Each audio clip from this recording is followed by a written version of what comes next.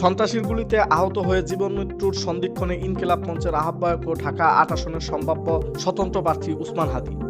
রাজধানীর এভারকেয়ার হাসপাতালে তিনি বর্তমানে লাইফ সাপোর্টে আছেন। এই ঘটনার পর নতুন করে উদ্বেগ প্রকাশ করেছেন ইনকিলাব মঞ্চের কর্মী ও ডাকসু সদস্য ফাতেমা তাসনিম ঝুমা। সম্প্রতি নিজের ফেসবুক পোস্টে তিনি দাবি করেন, উসমান হাদিকে হত্যার চেষ্টায় জড়িত ব্যক্তিদের সহযোগীরা হাসপাতাল পর্যন্ত চলে এসেছিল। গুলির ঘটনার 2 দিন পার হলেও এখনও হামলাকারীকে গ্রেপ্তার করতে পারেননি আইন শৃঙ্খলা বাহিনী। এই নিয়ে তদন্তের অগ্রগতি ও কর্তৃপক্ষের ভূমিকা নিয়ে প্রশ্ন তুলেছেন ঝুমা।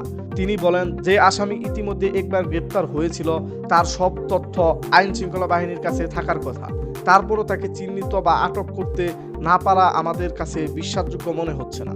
তিনি আরও দাবি করেন, পালিয়ে গেছে এমন হতাশা তৈরি করে দায় এড়ানোর চেষ্টা করা হচ্ছে, অথবা তাকে পালাতে সহযোগিতা করার কোনো পরিকল্পনা থাকতে পারে।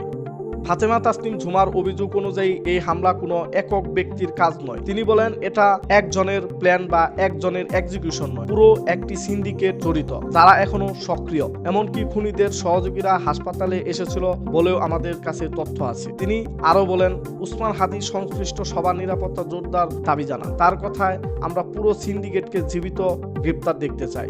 উসমান ভাইয়ের নিরাপত্তা সহ সবার নিরাপত্তা নিশ্চিত করতে হবে। আমরা অনেক কষ্ট করে ধৈর্য ধরে আছি, কিন্তু সেটা বেশি দিন সম্ভব নয়। মোহাম্মদ বাইজিদ রবিন, এই দিন এই সময়।